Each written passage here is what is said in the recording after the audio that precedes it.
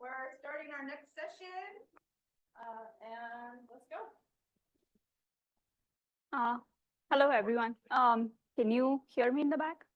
Okay. My name is Parnal. I am a PhD student in the bioinformatics program at Iowa State University, and I work in Ido's lab. So today I'm going to be talking about my work on comparing protein function annotations across model organisms. So I have an image on the slide. We have human and then surrounded by a couple of different animals. And most of you know that some of these are model organisms. And I don't really need to convince anyone in this room why model organisms are important for biomedical research. There have been multiple publications highlighting the importance of model organisms, what are the research trends, why they're used for. A lot of research exists out there. But all of this is free text. So we have information in the form of publications, but we don't really have a metric to measure how much information exists out there. Based on the talk so far, we know that protein function can be described in multiple ways. But then our lab is interested in specifically gene ontology annotations. So that's what we are doing. We are comparing gene ontology annotations. So our overall goal is to survey the annotation databases and look at how much information exists in these databases. So our task is that we are collecting experimentally validated annotations for humans and the orthologs of these human proteins from 5 different model organisms. So we are working with mouse, zebrafish, yeast, fly, and worm. And our goal is to evaluate how much information these individual species add to the understanding of protein function. So kind of breaking this overall goal down into specific questions, we ask what is the quantity of the information, what is the quality of this information, and where does most of this information come from? So by information here, we mean gene ontology annotations. So yeah, in our lab, we are trying to answer this question: how much do these specific model organisms contribute to the knowledge of protein function? So to answer that, we are going to be using 3 different metrics, and I'll go over them one by one. The first one is how much contribution exists in that can be captured by the number of terms. So the question is, what is the fraction of the annotations that each of these species contributes? So we'll take an example of a human protein, and let's say this human protein is annotated with experimental terms. So I have 3 panels here. We have the human protein and its known ortholog in mouse and zebrafish. So these different annotation graphs, what they represent is, this is the vocabulary, and the highlighted, the colored terms are the annotations to these individual species. So we have yellow terms experimentally validated and associated with the protein in humans. We have blue associated with mouse, and then pink to zebrafish. So again, to remind, these are experimentally determined Go terms for the human protein and all of its orthologs in models. So what the first step we do is we propagate these terms because of two-path law. And then, so now we have these 3 annotation graphs for the protein in 3 different models. What we do is we kind of combine these graphs into a big super graph. Where the colors of these terms in that the graph on the right hand side that tells you where these terms come from. So if the term is dark gray, then that term has been annotated to more than 1 species for the protein and its ortholog. And then the individual colors, they represent which species these terms come from. So we have yellow associated with humans, blue associated with mouse, and then so on. So what we're trying to do here is we're trying to see how much of the information comes from individual models. So if you look at protein function annotations across different model organisms as a pie, then what is the slice of the pie that comes from each model? So to answer that, we are using this formula. We call this contribution. So how many number of terms are exclusive to a species? So exclusive are all the bright colored terms. associated with a particular model, and then we count the total number of terms across all the models. So we have 10 terms that have been annotated to this protein and its ortholog across 3 models. And we have only 2 of these terms are exclusive to mouse. So the contribution we say from mouse is 20%. And then we do that for all pairs of ortholog proteins across that are experimentally annotated. And then we can look at the distribution of that. So what is interesting here is mouse is the biggest contributor of terms. And human is the second best in the biological process ontology. So we are performing an analysis separately in the 3 aspects of the ontology. And here I'm only showing biological and molecular function aspects. So this is pretty interesting that humans are very well annotated, and especially in the molecular function ontology. But that doesn't mean that the annotations in the other models are not as great. And I want to highlight a couple of different proteins. So I have a protein that is annotated in zebrafish, CDNF. It is pretty well characterized in zebrafish, and it does not have any experimental annotations in humans. So this is a protein. This is a cerebral dopamine neurotrophic factor. This is known to be involved in neuronal development, and it is shown to be involved. The lack of this protein is shown to be involved in Parkinson's. So this is pretty important to study. And similarly, we have another protein, LRRN1, which is a leucine-rich repeat. And again, this protein is important to study. So that tells us even if humans are pretty well annotated, we have proteins in different model organisms that are important to answer certain questions. Then the next thing is, so we looked at the number of terms, so the contribution. Then we are also looking at if these terms are actually informative. So we are looking at information content to answer that. And then I'll get to that in a minute. So we have, again, our graph of the ortholog in 3 different species. And then first of all, we'll ignore all the terms that are not annotated to any of these proteins. And then we'll also ignore all of the terms that are annotated to more than 1 species. So what we have here is the terms that are exclusive, again, in the individual species. And just by looking at this, we cannot say which of these graphs is more informative. So we are using something called as information content. So information content is calculated by the formula that I have on the screen on the right-hand side. So that is the negative log of the frequency of occurrence of that term. So we look at the corpus of the Go annotations and we calculate the frequency. And the intuition behind information content is if a term is rarer, you'll notice it's less in the data set, it is more informative. So that is the idea of calculating information content. And what this gives us is a number for each of the Go terms. And since we looked at on the previous slide, a protein can be associated with more than 1 term. So what we do is we add all these information content values for the set of Go terms in a single protein. So what this gives us is an information content value for each protein based on the summed up IC score. And based on that, we can say, okay, this protein is, the annotations that this protein has in mouse are actually better than in humans and zebrafish. So then we again have a distribution of that.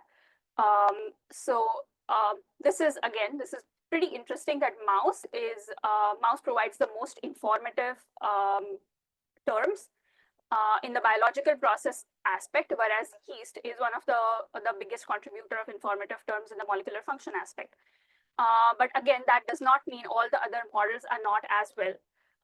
So again, I'm highlighting a protein, and this is SMO. This is this codes for a protein called as smoothen. This is involved in the hedgehog pathway. And we also have another protein in the molecular function aspect that I'm highlighting, which is also not as well characterized in humans. So this is POMK, which is involved in proper muscle development. So we have the uses of different models are to study different aspects of function that cannot be studied in, let's say, a different species. And the third thing that we are trying to look at is if there is a duplication of terms between species. So here we are actually excluding humans. And we're doing a pairwise comparison of the ortholog proteins in the different species. And our goal here is to understand if there are any duplicated annotation efforts between the different models.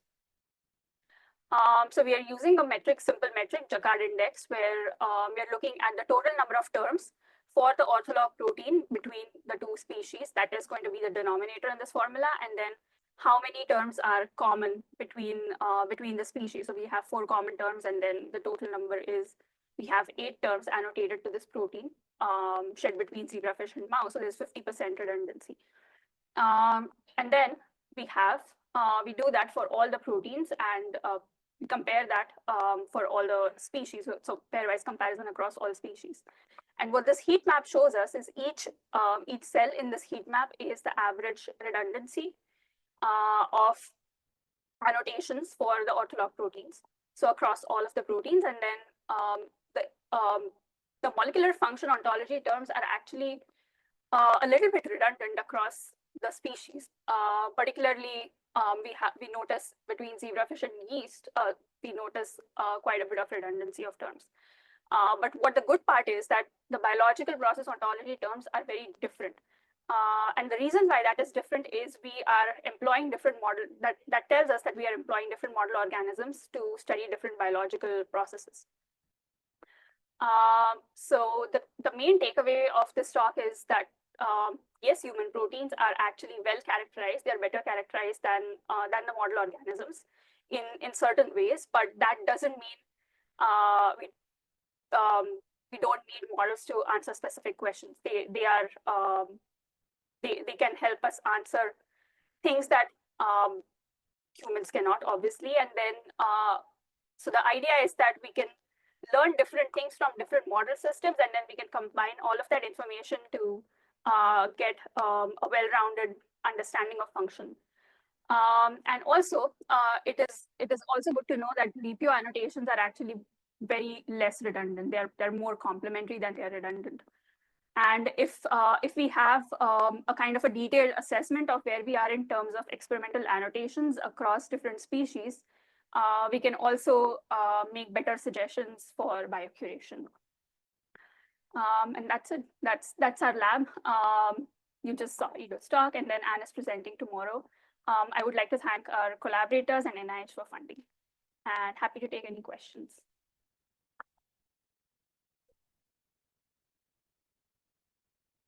Questions? Yeah.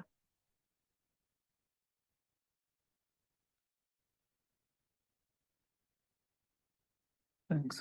So I was just wondering, there seems to be a big difference between the biological process and the molecular function branches of Go. Yeah. Do you have a sense of, like, structurally or in terms of size or diversity of types of terms, what accounts for that difference? So definitely there are more biological process terms, and the graph is actually pretty complicated. So the way I think about it is that a protein can be involved in multiple processes, but then it can have a certain number of biochemical functions. So that could explain for that why the BPO terms are as different as we see. We have time for one more.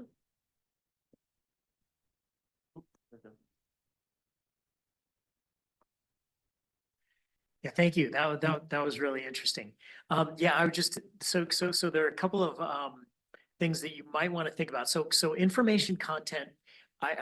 We're in Go. We're a little reticent to say that that's informativeness. Mm-hmm. It's really rarity, how rare it is, right? Mm-hmm. And how rarely it's been used in those, in whatever set of annotations you're looking at. So just be aware of that. And there's some papers that talk about this. There's a paper that we published from the Gene Ontology Consortium in 2012 about differences in annotation practices between different contributing groups, because they're each responsible for a separate organism. There's some systematic differences there that can explain some of these differences as well. So just something to be conscious of. And then, yeah, I'd encourage you to take a look at our recent Nature paper, because we have a different way of trying to look at the contributions from Mm-hmm. experimental annotations in different organisms. And it'd be really fascinating to see how it compares to what you find using this method, because this is very nice. Yeah, definitely. Happy to talk with you later on this. Thank you. Paulyna, taking us into AlphaFold.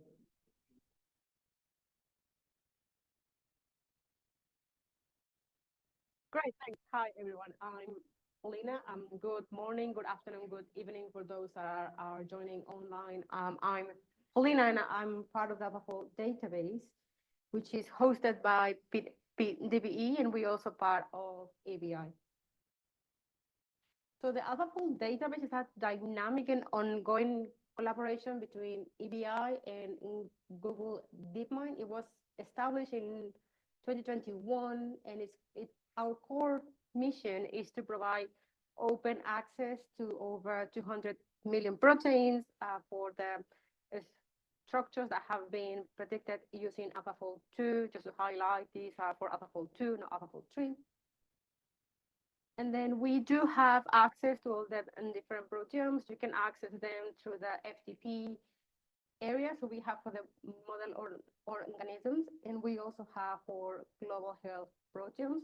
Just to highlight here is that we do have the proteins that are bigger than 2,700 residues, but we provide them as fragments, so you won't see them as part of the database, but we do have them there.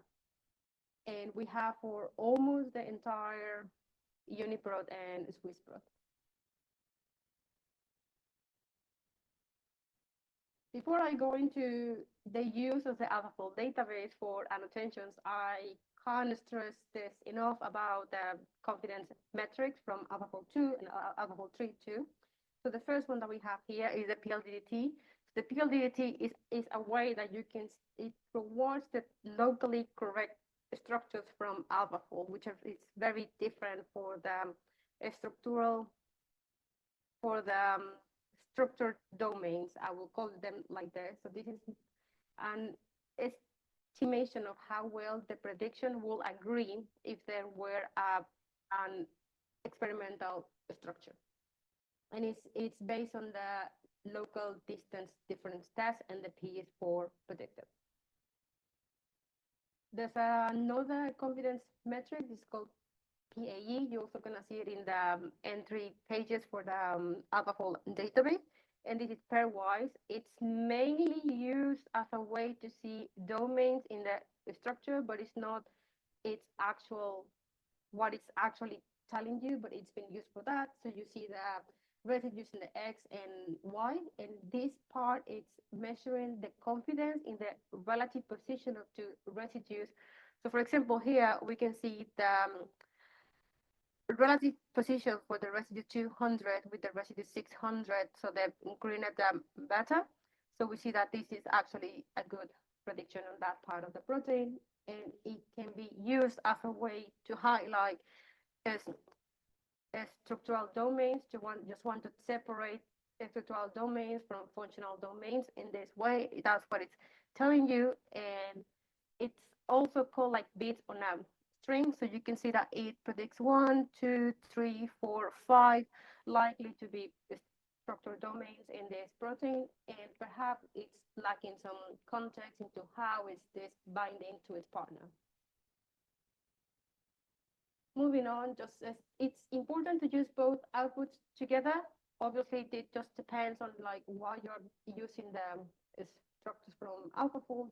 So for example, here you might see that this alpha helix might be involved in something for this structure. So the first thing to look at is the PLDT, very low, so the structure is likely to be incorrect. And then you look at the PAE, and you can see that actually when you highlight off diagonal is when it's telling you the positioning for these two parts of the protein, and is actually likely to be grown. So now, how can you use the AlphaFold database for protein annotations? Thank you very much for doing the left thing, so I can just go straight into this. So one of the things I want to highlight is paper that I like. So one application is updating the protein domains annotations by using the PAE that you see here. And AlphaFold can reveal previously unrecognized domain boundaries. For example, here they found one extra KH domain as part of this as part of the PAR proteins. Another thing, so this is from the Interpro team. This is Sarah, and she has used also the AlphaFold database to then update the annotations for the specific protein. So these are the two that were part of the PFAM 34, and if you go now, it's actually been updated now with the annotations. And I forgot this one, but this one is still there. And you can see she actually made use of the PAB to see that likely to be structured domains, and then update this entry from Juniper. This is another example that I found. It used to be this two structured domains used to be just under one annotations, and then from the AlphaFold database. And if you go to Interpro, you can see that this has been split into two now.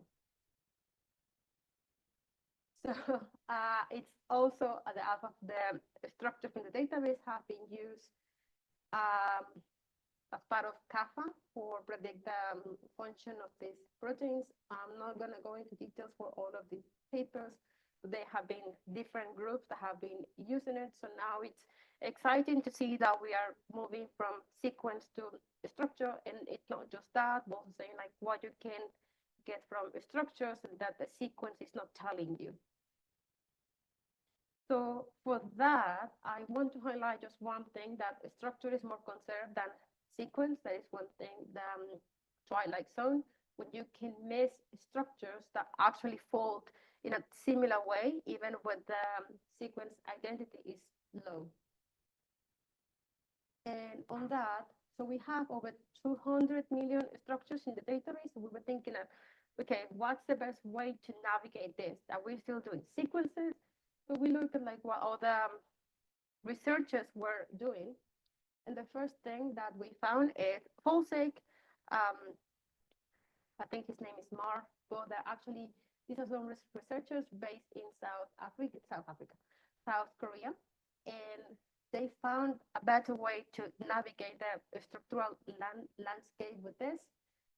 Just as to say, they found a way to do the 3D into 1D into 3D again, to find structures that are, to find proteins that are structurally similar.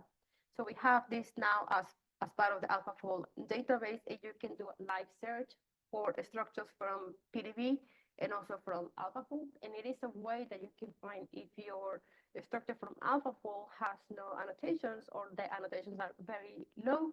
You can go and see, okay, what can I find in PDB that is structurally similar to the one that I'm looking at. And we also have this section for all of the entries where we say, okay, so we are doing the live search for Folsek. So you can also look at the clusters.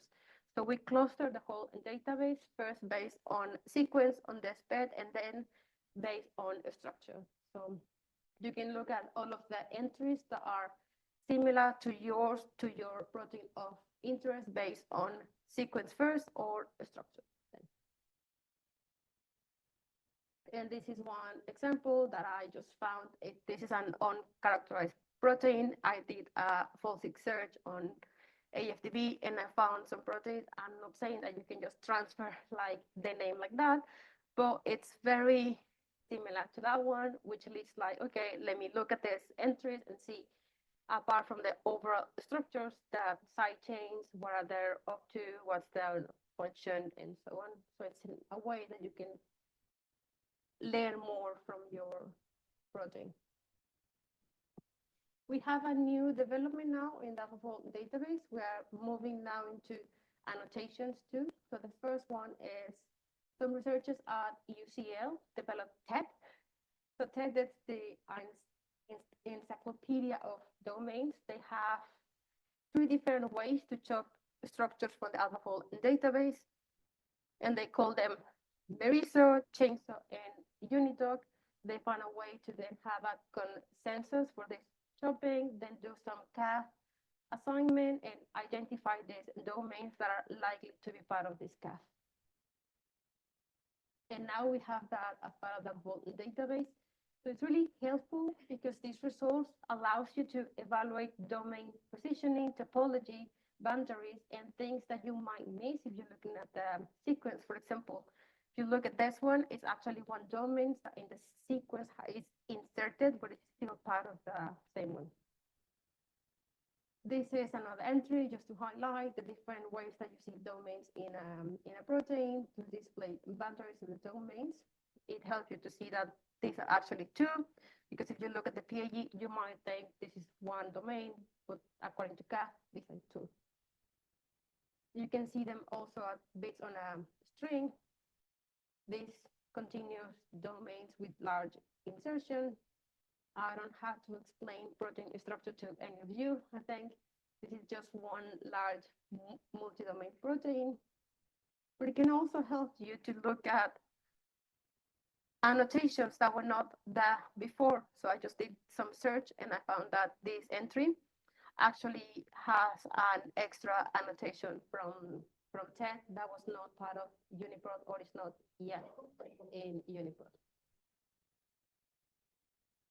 And before they kick me out here, it's important to be aware of the potential pitfalls when you're using AlphaFold.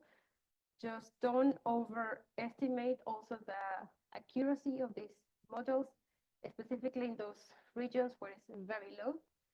And also overinterpreting low confidence region or directly just transferring function just based solely on a structural similarity can lead to errors. So always be cautious and consider other lines of evidence when you're doing this. Not because they look similar, they do the same function, there are structures that share the folding, but they have different functions. And ultimately, the goal is then to translate all the models that we have with annotations, and then for this, make it into that knowledge and impact on research. And this is just everyone from the PDBE team, and later my colleague Melanie was also going to be presenting about her work. And that's it.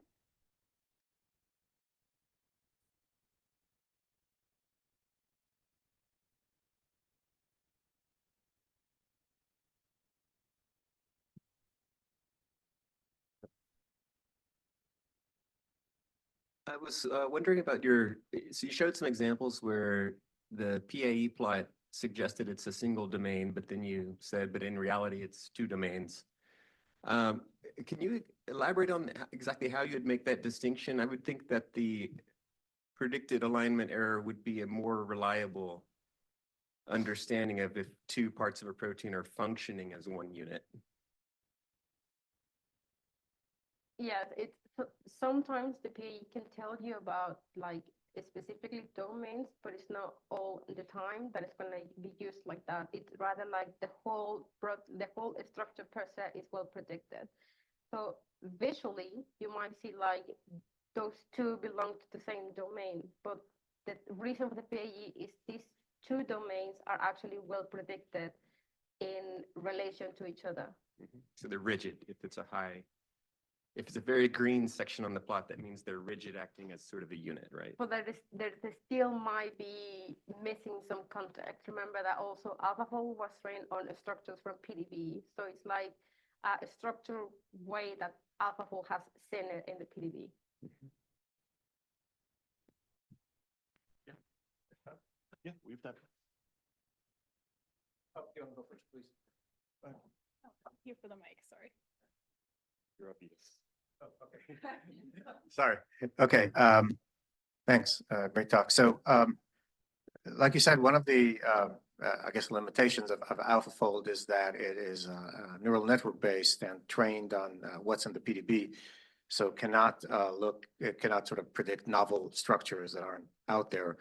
And I was wondering whether you are thinking about more language model based structure predictors like ESMFold.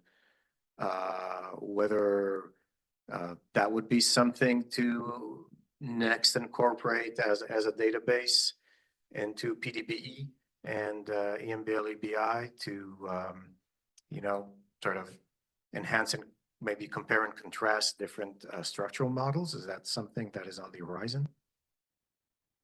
I didn't really get it. So there are other structure predictors out Hmm. there, right? There's ESM-fold Oh, good. and for example, one of the things that that is said of ESM-fold is that it can predict novel folds that aren't in the PDB, as opposed to AlphaFold that cannot.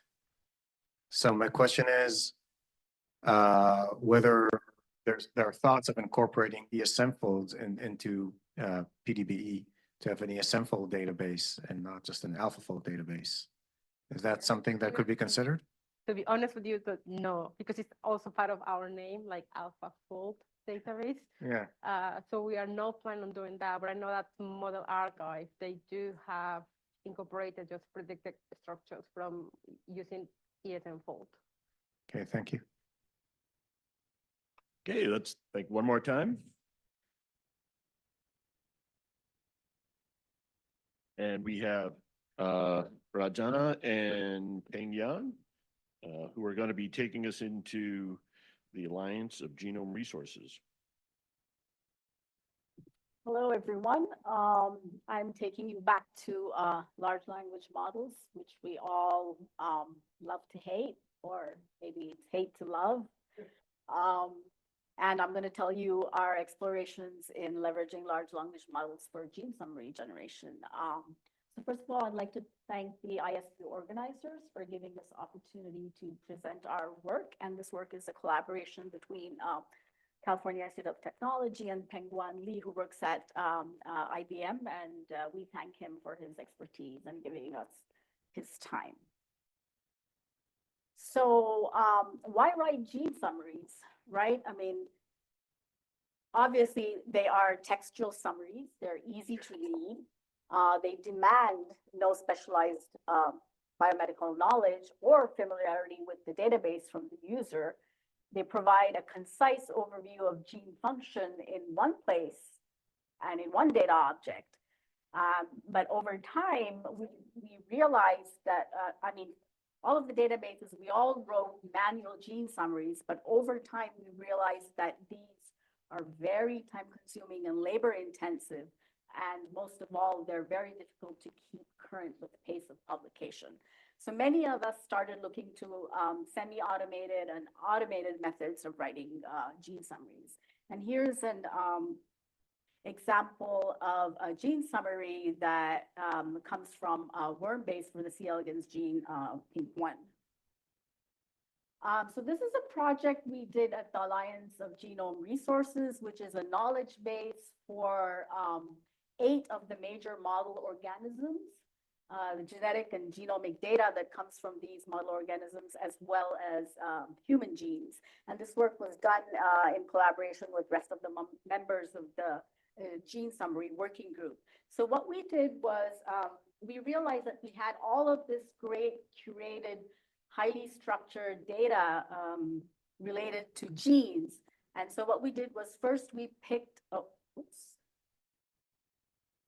First, we picked the major data categories that we wanted to include in our gene summary, like gene function, what is the relevance of the gene to disease, implication of the human orthologs, of the focus gene to disease expression, human orthologs, so on and so forth. And then we built these sentence templates where sort of the data from the ontology associations to the genes could be slotted in. After this step, we applied an optimization algorithm that not only selected the best terms from the initial set of terms, but also limited the length of the summary by traversing ontology graphs and grouping the initial set of terms to their ancestor terms. So after generating a statement for each data category, we then put the statements together to come up with the final gene summary. So this process has actually resulted in thousands of gene descriptions for 8 of the model organism species, including human. And these gene descriptions are shown on all of the Alliance gene pages. Here's an example of a gene summary shown on the gene page for APL1. And these summaries are also being used by NCBI RefSeq and NCBI RefSeq gene. They're using our model organism gene summaries. But we also realized that there are limitations to this method as well, because this method is dependent on the primary data curation happening first, right? So we have to wait for all this great like manual curation or semi-automated curation to happen, and we have to wait for Go, gene expression, disease associations to come into the database. So in some sense, even this method does not scale to match the pace of publications, and they're not necessarily totally comprehensive, because we wanted to include more data types like gene interactions and pathways, but because of the scarcity of resources, we kind of had to stop at the data categories that we had chosen.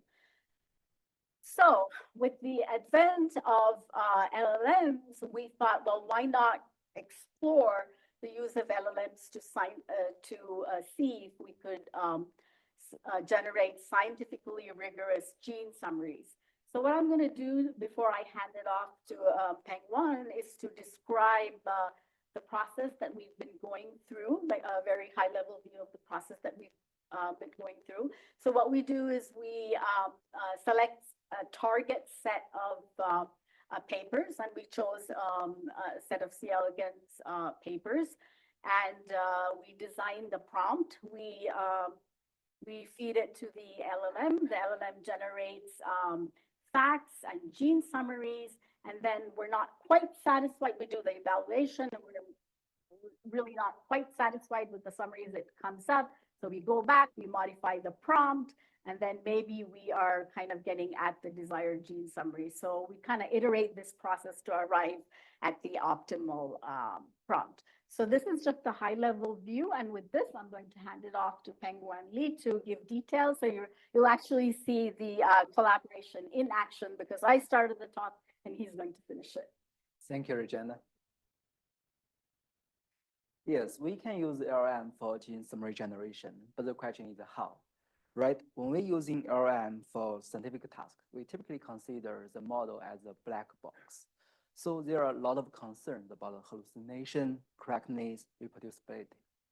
To address these concerns, we try to split the project into 2 steps so that we can have better control about the data generated, and also we can evaluate on each step. So to do that, we have 2 steps. First, we extract gene fact pairs from the paper, and second, we use the extracted information for gene summary generation. So let's move on to the first step. Actually, the question here is, how can we build better gene descriptions? As Ranjana have mentioned, we added 3 new categories here to the previous work to include more comprehensive information. And the second, how can we design the prompt, right? We decided to use the gene fact pair concept so that we can make the extracted data more usable for our database. And we also found this structured prompt is super useful to extract the gene fact pairs and also save it in the JSON format.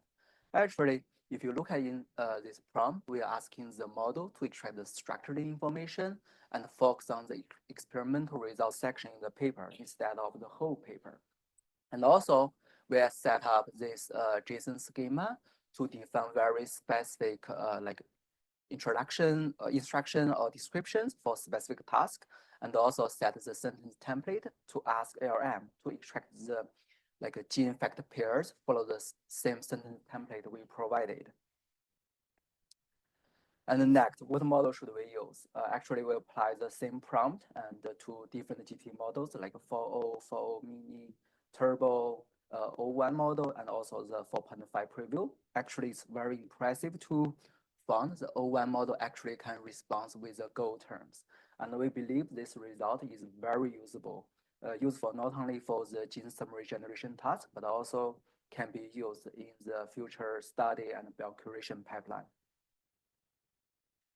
And then after the prompt and the model have been decided, we apply the prompt to the papers selected from the Alliance database, and there are about 556 papers, and for all gene fact pairs extracted, we are able to match them to about 900 genes at Alliance.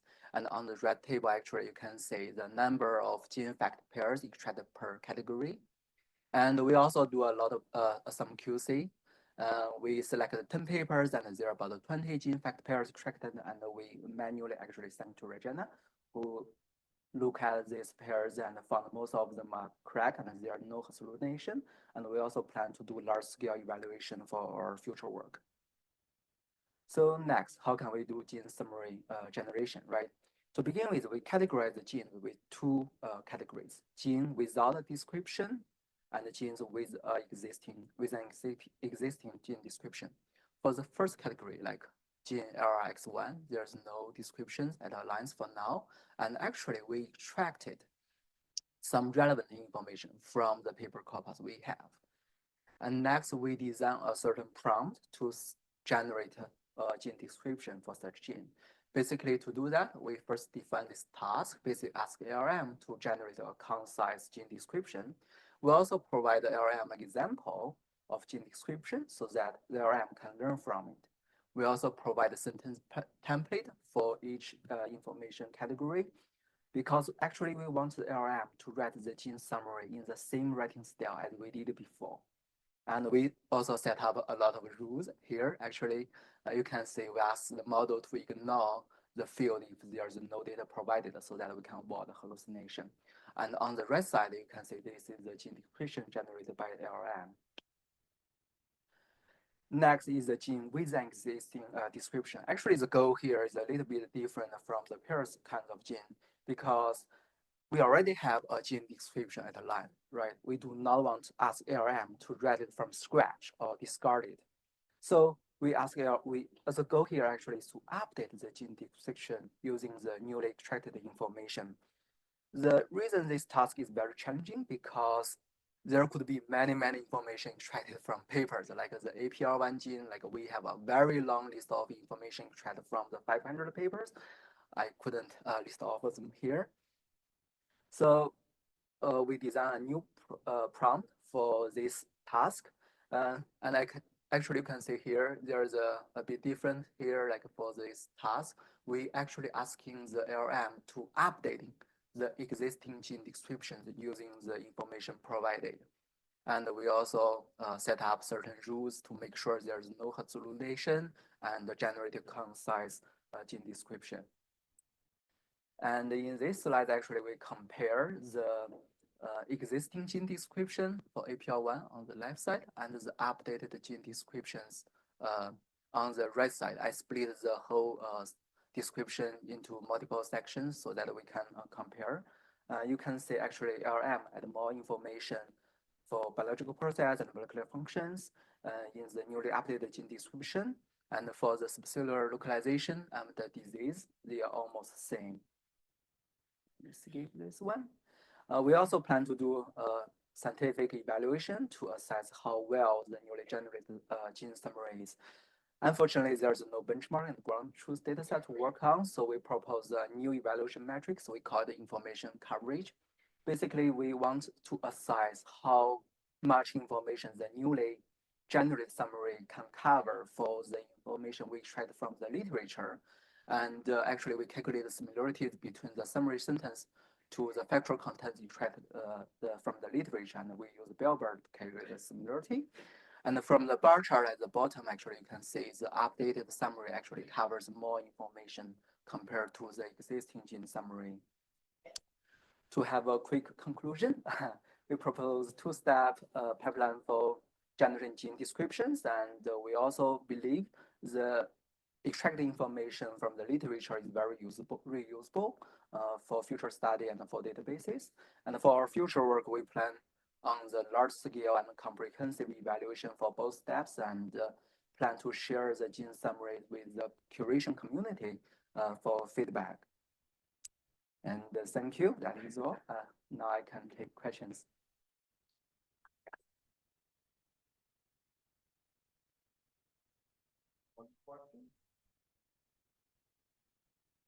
My question is about whether or not you've considered including in the citation, the source of the paper for the assertion, sort of like the way Go annotation has a link to the evidence. Yes, we definitely will consider that. Yeah. Okay, let's thank him one more time.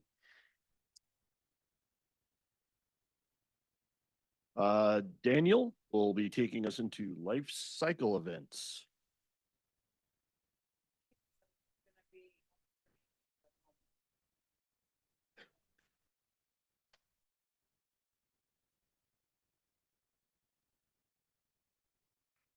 Yeah, he's gonna be live but remote.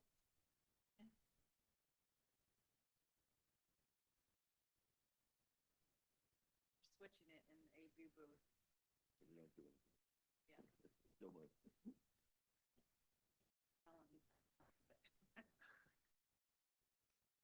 Start texting.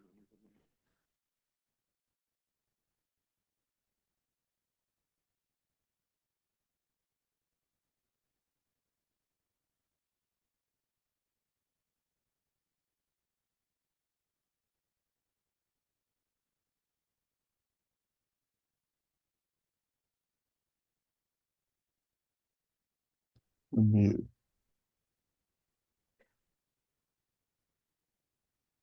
Hey, hello, I hope people can hear me. Yes, we can. Yes, good. And that I'm sharing the presenter view correctly. Yes.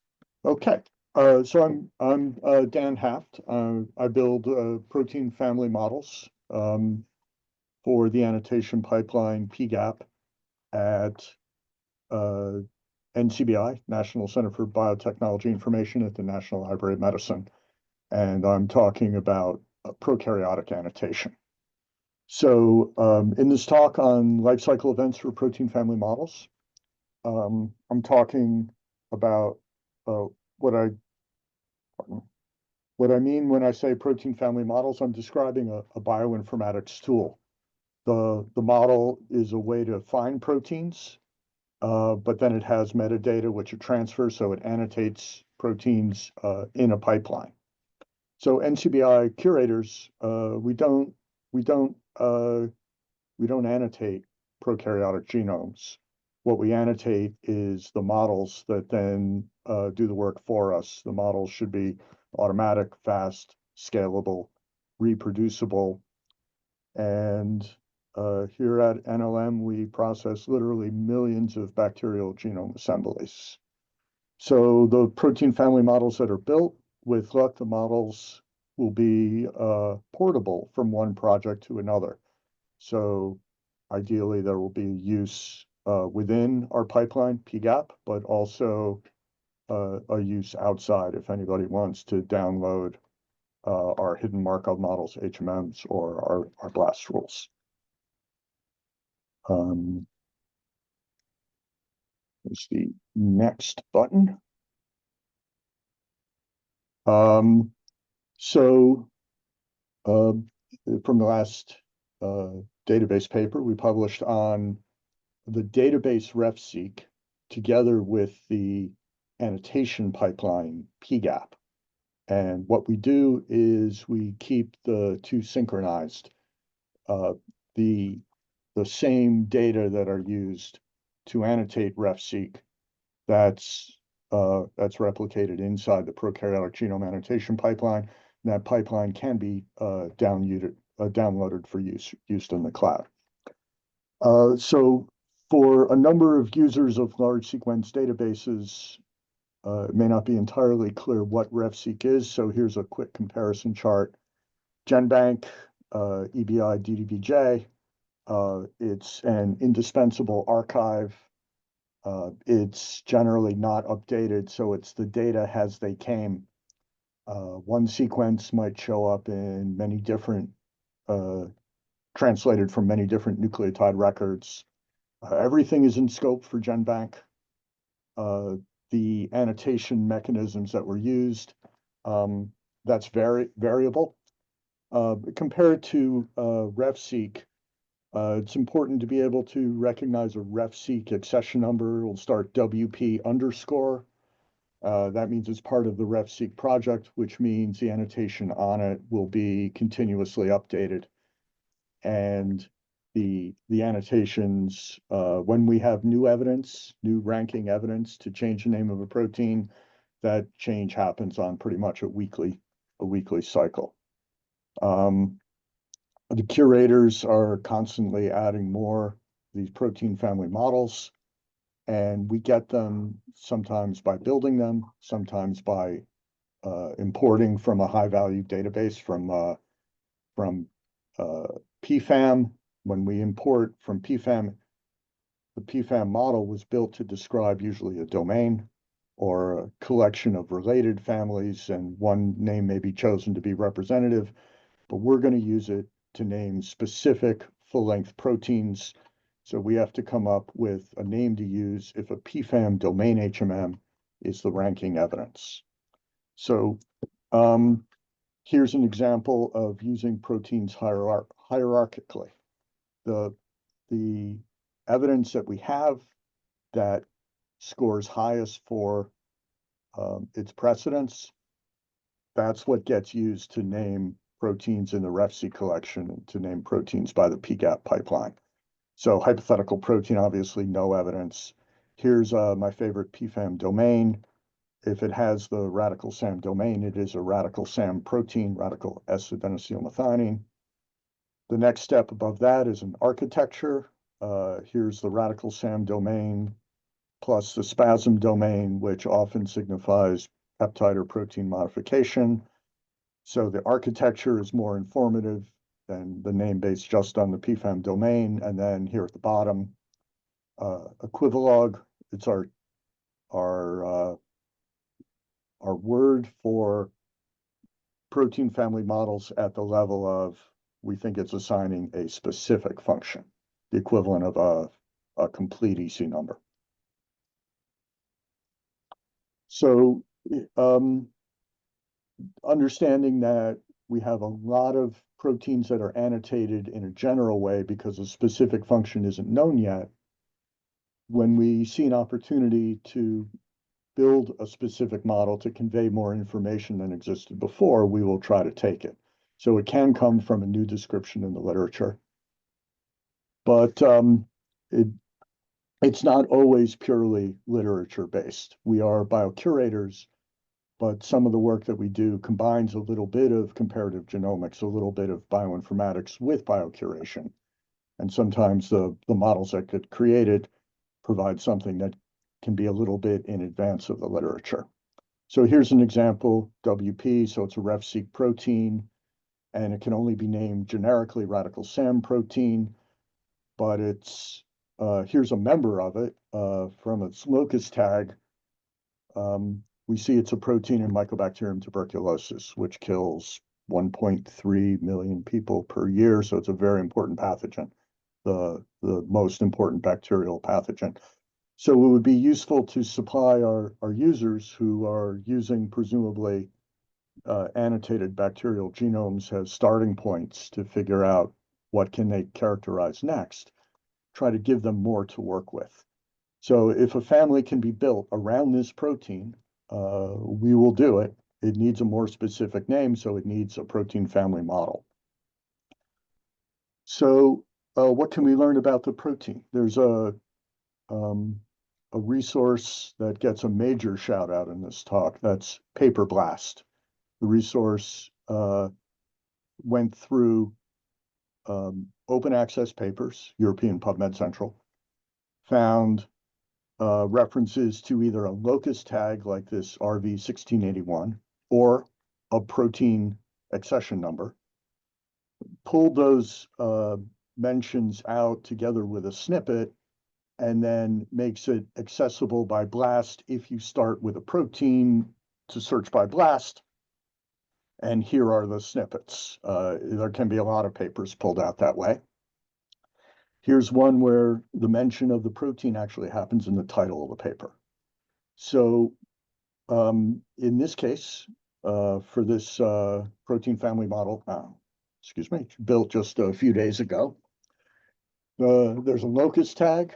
There's a literature that says they can follow this protein by proteomics and find it as a marker in urine. When it's present and measurable, it signifies that tuberculosis in the patient is active. But it doesn't have a molecular function yet. Well, the comparative genomics of it shows that while most genomes don't have it, even within the actinobacteria, when it does occur, it tends to occur in a conserved gene neighborhood. Here's my favorite PFAM domain HMM is finding the radical SAM protein, but it's together with 4 others, or at least the end of this protein at the bottom left corresponds to proteins above it. That conserved gene neighborhood means something is almost certainly a conserved process, a biological process, because if one of these is missing, they are all missing consistently across thousands of genomes. So, yeah, a protein family model needs cutoffs because it's going to serve as a classifier. It's intended to be used on every genome and tell you which genomes have the protein family and which don't. And so a conserved gene neighborhood is an excellent way to for the curator to get some help in setting the inclusion limits for a protein family, for setting the cutoffs. So I should mention all 4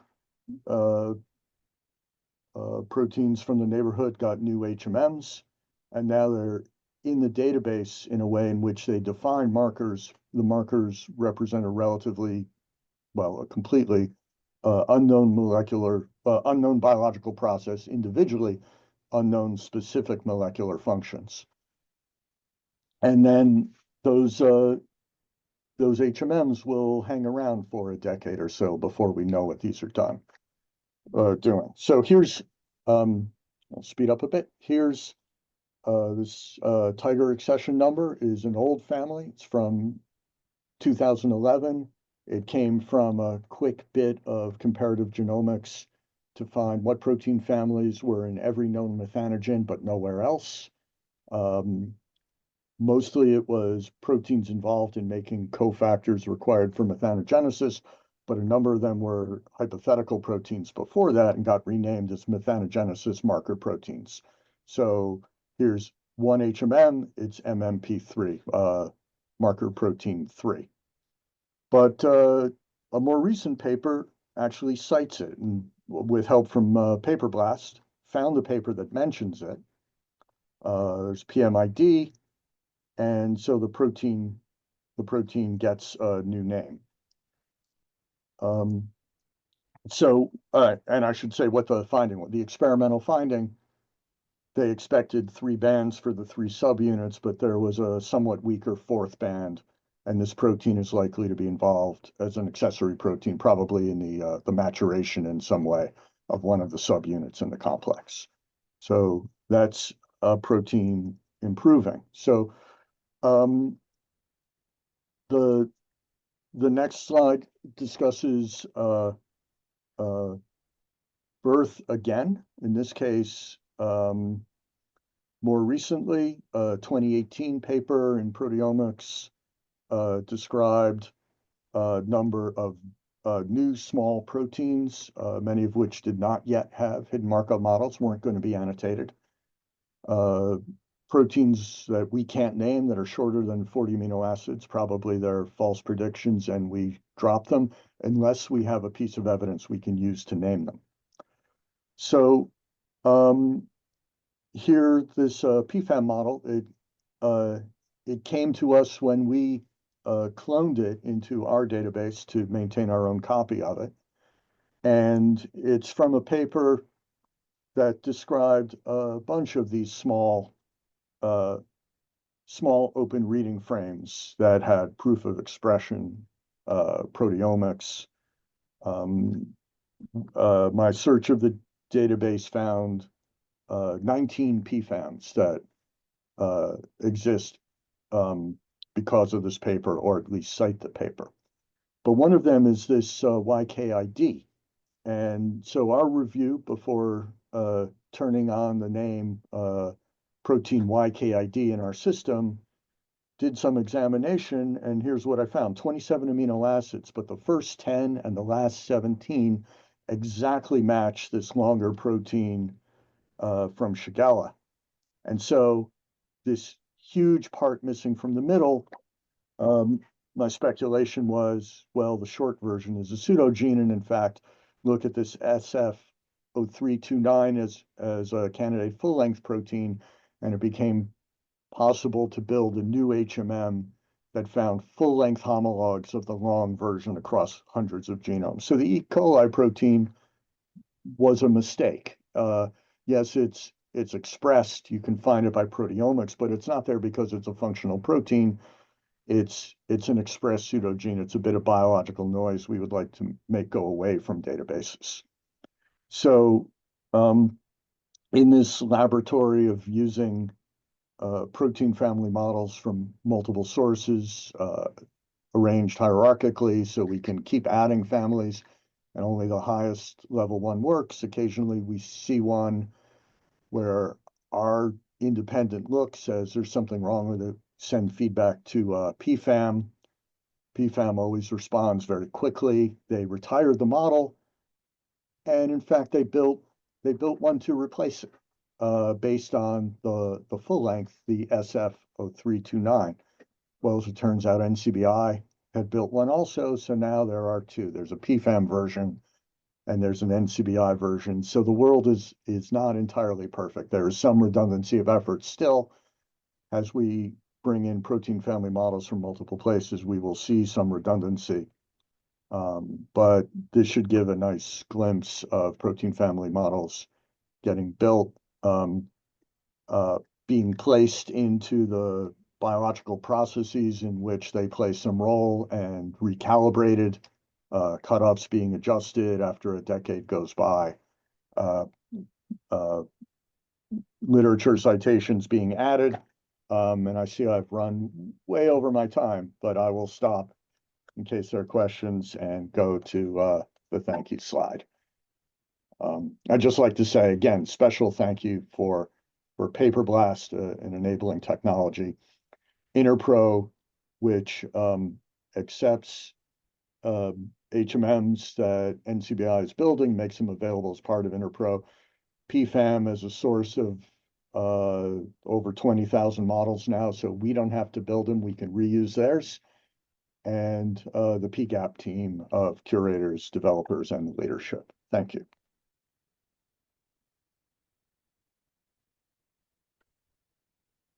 Okay, thank you so much. And because we're at time, if you have any questions for Daniel, we'll probably send them by Slack so that he can answer. And do we have any going to lunch announcements? If because I could not travel to Kansas City, if any small number of people want to stay for a couple of questions, I would be happy to. Okay, those questions will come to you by Slack. By Slack, okay. I will monitor Slack. Thank you so much for the opportunity to speak.